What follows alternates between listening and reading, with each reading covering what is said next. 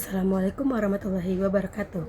Perkenalkan, nama saya Hoir Noviana Hidayah dengan NIM 25022146 dari Program Studi Pendidikan Guru Pendidikan Anak Usia Dini. Pada kesempatan kali ini, saya ingin mempresentasikan materi kerangka kerja pembelajaran mendalam atau deep learning pada mata kuliah telaah kurikulum PAUD. Pembelajaran mendalam atau deep learning merupakan pendekatan pembelajaran yang bertujuan agar peserta didik tidak hanya menghafal materi, tapi benar-benar mereka itu bisa memahami konsep, mampu menerapkannya dalam kehidupan sehari-hari mereka, serta mereka dapat merefleksikannya terhadap pengalaman belajarnya. Dengan demikian, pembelajarannya bisa menjadi lebih bermakna dan memberikan dampak positif terhadap perkembangan peserta didik.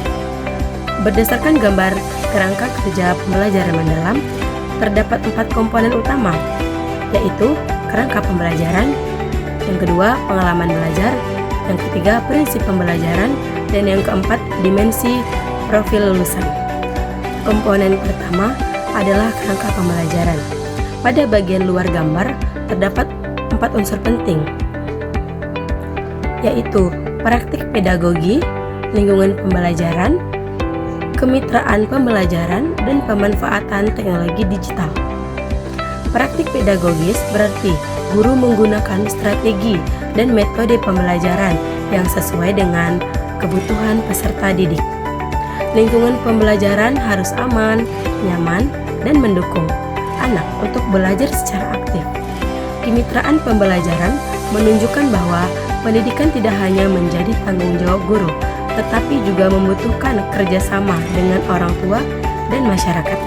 Sementara itu, pemanfaatan teknologi digital digunakan sebagai sarana untuk mendukung proses jalannya pembelajaran agar lebih menarik dan sesuai dengan perkembangan zaman. Komponen yang kedua adalah pengalaman belajar. Pada gambar terdapat 3 pengalaman belajar.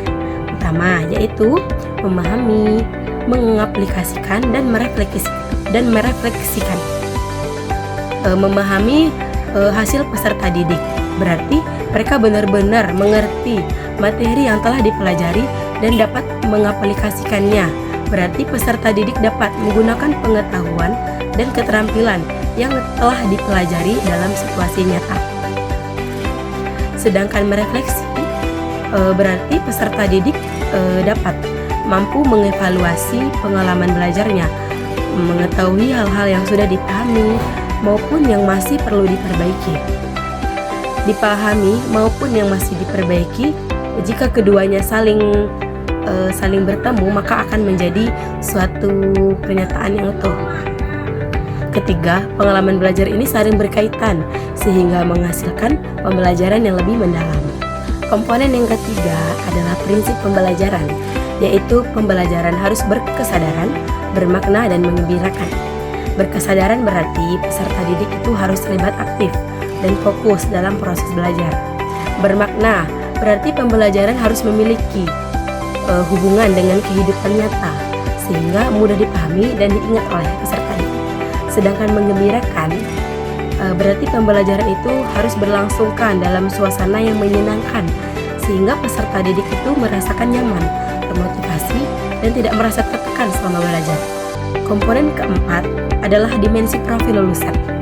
Pada bagian tengah gambar terdapat beberapa kompetensi yang diharapkan dimiliki oleh peserta didik, yaitu keimanan dan ketakwaan terhadap Tuhan Yang Maha Esa, kewargaan, penalaran kritis, kreativitas, kolaborasi, komunikasi, kemandirian, dan kesehatan. Semua dimensi tersebut perlu dikembangkan secara seimbang agar peserta didik tidak hanya memiliki kemampuan akademik, tapi juga karakter keterampilan sosialnya, kemampuan berpikir kritis, serta mampu hidup sehat dan mandiri.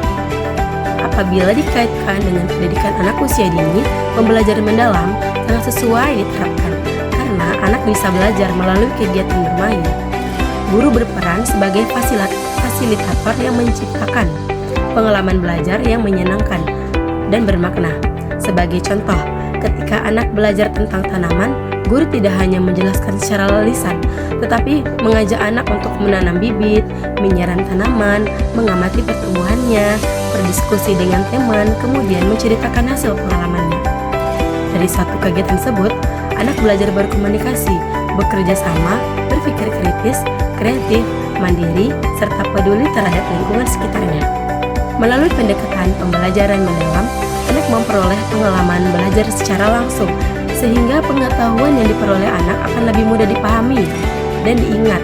Pembelajaran juga menjadi lebih bermakna karena anak terlibat secara aktif dan pada saat kegiatan berlangsung. Sebagai kesimpulan, kerangka kerja pembelajaran mendalam merupakan pendekatan pembelajaran yang menempatkan peserta didik sebagai pusat pembelajaran. Keberhasilan pembelajaran didukung oleh praktik pedagogis yang baik, lingkungan belajar yang kondusif, kemitraan antar sekolah, keluarga, dan masyarakat, serta pemanfaatan teknologi digital. Pembelajaran juga harus bisa memberikan pengalaman memahami, mengaplikasikan, dan merefleksi dengan prinsip kesadaran, bermakna dan menggembirakan, sehingga anak itu mampu menghasilkan lulusan yang berkarakter, kompeten, kreatif, mandiri, serta siap menghadapi tantangan di masa depan. Dengan presentasi yang dapat saya sampaikan, mohon maaf apabila terdapat kekurangan.